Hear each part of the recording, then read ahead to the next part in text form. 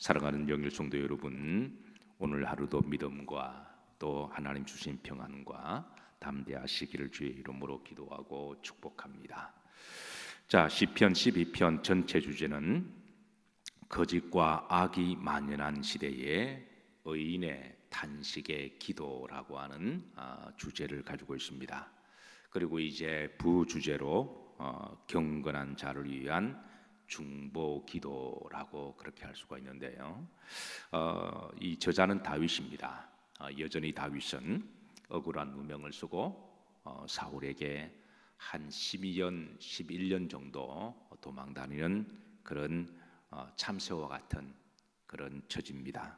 본인도 고통스럽고 힘든 그런 신세임에도 불구하고 12편은 중보기도입니다.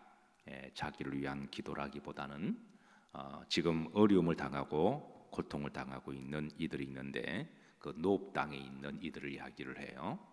노브 땅에 있는 억울한 일을 당하는 그런 이들을 위하여 다윗이 도망다니면서 본인도 처지가 힘든 와중에 중보 기도하는 내용의 시입니다.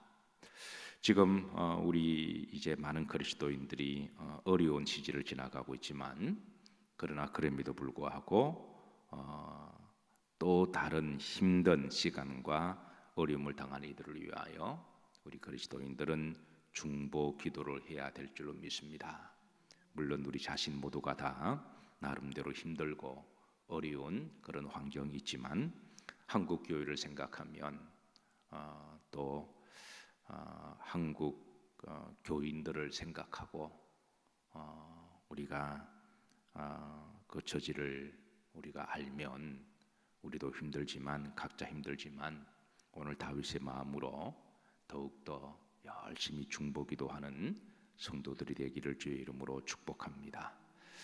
자, 여기 이제 첫 번째 정보를 좀 주고 있습니다. 1절 앞에 괄호 안에 보면 다윗의 시라고 그랬습니다. 이거 이제 저자가 다윗이라는 말이고요. 인도자를 따라 8째 줄에 맞춘 노래라는 정보를 주고 있습니다.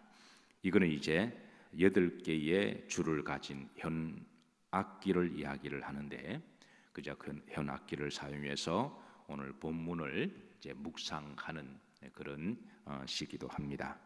자, 본시의 배경은 사무엘상 21장, 22장을 배경으로 하고 있습니다. 그래서 다윗이 사울 왕에게 도망치게 되는데 거의 한 11년 정도 도망 다니는 신세가 됩니다. 다윗이 사울에게 도망 다닐 때는 처음에는 자신이 왜 도망 다니는 신세가 되었는지 정확하게 잘 모릅니다. 뭐 특별히 잘못한 것도 별로 없는데 하루아침에 억울한 누명을 쓰고 도망 다니는 신세가 된 거예요. 처음에는 사울 왕이 무슨 오해가 있어서 그렇겠다 그렇게 생각을 하고 도망 다닙니다. 오해가 풀어지면 괜찮지 않겠느냐 그렇게 생각하고, 그런데 나중에는 또 왕위를 찬탈하라고 하는 누명 때문이라고 생각했습니다. 그것도 사울 왕이 오해라고 생각한 거예요. 다윗은 결코 장인인 사울 왕의 왕자를 찬탈하려고 그런 마음은 1도 없었습니다. 그런데 나중에는 사울 왕이 자기를 오해를 하고 누명을 세워서 저놈은 나의 왕위를 찬탈할 놈이다 이렇게 오해를 해서 자기를 미워하고 자기를 싫어한다라고 생각한 거예요. 그런데 이제 도망을 다니면서 한 10년, 11년 도망 다니다 보니까 하나하나씩 알게 되잖아요. 사울이 왜 자기를 그토록 미워하고 죽이려고 하는지. 단순히 오해와 누명을 넘어서 나중에 이제 또 알게 된 것은 자기를 시기하고 질투한다는 걸 알게 됩니다. 시기와 질투가 참 무섭습니다. 그래서 가급적 하나님이 축복을 하셔서 좀 자랑할 일이 있으면 가급적 자랑 안 하는 게 지혜롭습니다. 시기와 질투가 별것 아닌 것 같아도. 그런데 성경에 보면 사울이 시기와 질투를 하자 악신이 사울에게 임하였다 그랬거든요. 근데 시기와 질투는 사람의 감정이라고 말할 수가 있는데 요게 적당한 선에서 이게 조정이 돼야지. 그런데 계속 누군가를 시기하고 미워하면 그다음 악신이 임하는 거죠. 그래서 사울 왕에게 악신이 임해서 이제 악한 영에 이제 사로잡힌 자가 되고, 이제부터는 이제 또 다른 문제가 발생됩니다. 이거는 사울이 이제 개인의 감정이나 오해를 넘어서 영적으로 이 악령에 이렇게 사로잡혀서 다윗을 죽이려고 한 거예요. 그래서 다윗이 나중에 이거를 압니다. 처음에는 오해라고 생각했고, 처음에는 누명이라고 생각했는데, 단순하게 생각했는데, 그런 오해와 누명이 10년 동안 계속해서 이렇게 다윗을 끝없이 추격하고 죽이려고 하는 이런 모습을 보면서 나중에 알게 됩니다. 악한 영에 사로잡혀서 자기를 죽이려고 하는 거는, 이거는 인간관계의 문제가 아니라 이건 영적인 문제라는 것을 그때서야 비로소 알게 됩니다. 자, 그래서 다윗이 악귀처럼 자기를 죽이려고 추격하는 그런 사울 왕과 군사들을 피해서 잠시 노브이라고 하는 땅에 피신하게 됩니다. 그 노브 땅이라고 하는 곳은 특별히 제사장들이, 경건한 자들이 많이 살고 있는 그런 땅인데요.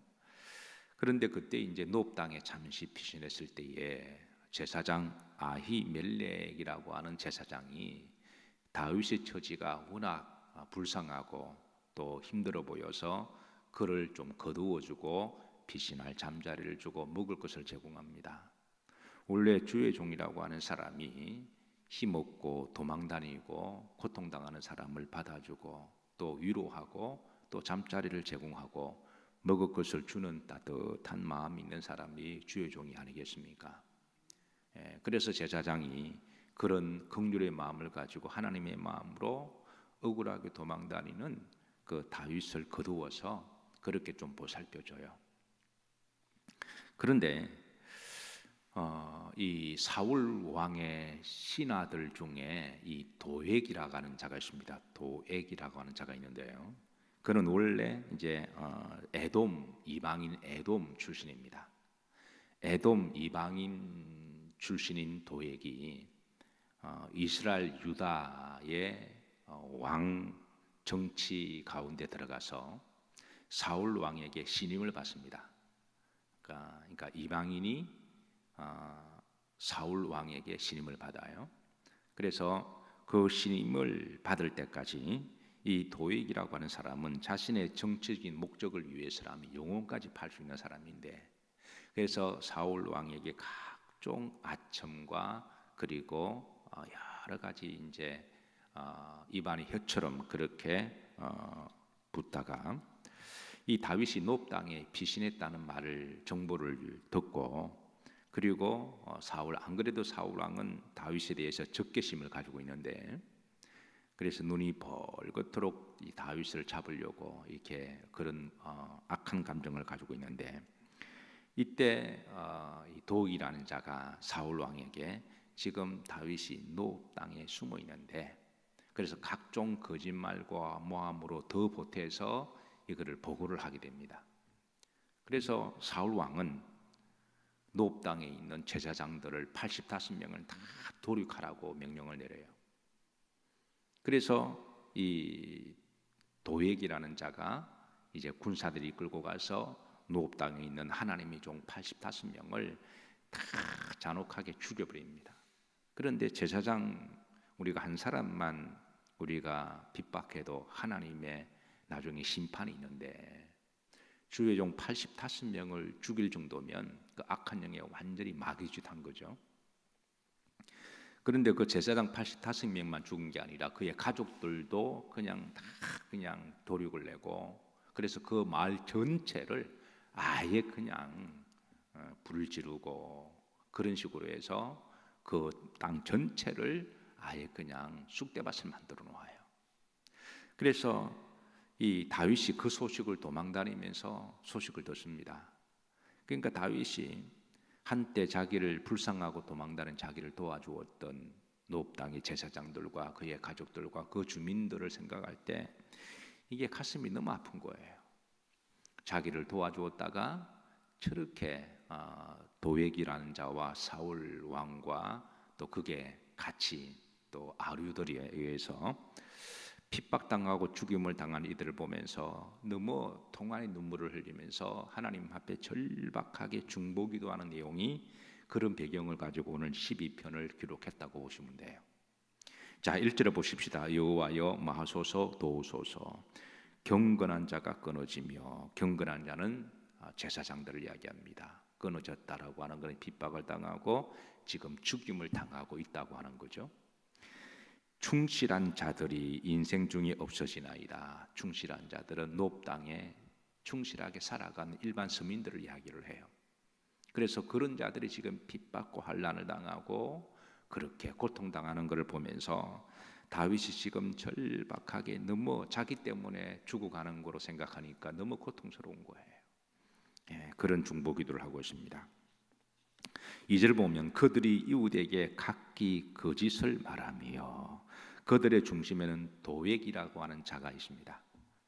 도액이 이제 여러 사람들을 이제 같이 모함을 해서 지금 사울 왕에게 모함과 거짓을 말하고 아첨하는 입술과 아첨하는 입술로 두 마음으로 말하는도다. 두 마음을 가지고 고자질하는 지금 도액과 그 이제 부류들을 지금 하나님께 기도하면서 지금 간구하고 있습니다.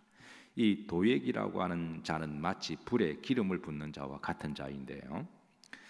안 그래도 사울은 다윗에 대한 시기와 질투로 악한 영에 사로잡혀 있어서 제정신이 아닌데, 그런데 거기에다가 다윗에 대해서 이렇게 모함하고 거짓으로 마치 뱀의 혀처럼 그렇게 하니까 지금 사울 왕은 거의 이제 광기가 돌아와서 그 노브 땅을 아예 도륙을 내버린 그런 사건을 이야기하고 있습니다. 자, 그런데 3절에 다윗의 기도입니다. 중보 기도는 여호와께서 모든 아첨하는 입술과 그랬습니다. 모든 아첨하는 입술, 하나님이 그 아첨하고 거짓하는 뱀의 혀 같은 그 입술을 모함을 하나님이 가만히 지켜보시다가 때가 되면 반드시 심판하신다고 하는 게 다윗의 중보기도입니다. 자랑하는 혀를 끊으시리니, 저들이 모함할 때 뒤에서 얼마나 많이 비웃고 자랑을 했을까요? 다윗에 대해서. 4절입니다. 그들이 말하기를 우리의 혀가 말이라 이기리라. 우리 혀가 이기리라. 우리의 입술은 우리 것이니. 그러니까 우리나라 말에 내 입 가지고 내가 내 말도 못하냐라는 말이 있죠. 그러니까 아무도 모를 거라고 생각하고 뒤에서 그렇게 모함하고 그렇게 거짓말을 했던 그 말들을 자기들끼리 막 하면서 우리 혀가 우리가 이길 거다 그렇게 했지만, 하나님께서 이 모든 것을 다 들으시고 때가 되면 심판하신다는 거예요. 후렴지를 보시면 우리를 주관할 자 누구리요? 근데 하나님이 주관하신다는 것입니다. 그래서 이 다윗은 지금 본인도 억울한 일을 당하고 고통스럽고 도망다니는 신세지만, 그런데 자기를 도와주었던 노브 땅에 있는 제사장들과 그런 충실한 자들이 그렇게 어려움을 당하고 고통을 당하는 걸 보면서 다윗이 이를 위해서 지금 간절하게 중보기도하는 그런 내용입니다. 그리고 도액과 같은 자들이 있지만 하나님의 때가 되시면 반드시 심판하신다. 자, 오늘 말씀 한 가지만 우리 기억하십시다.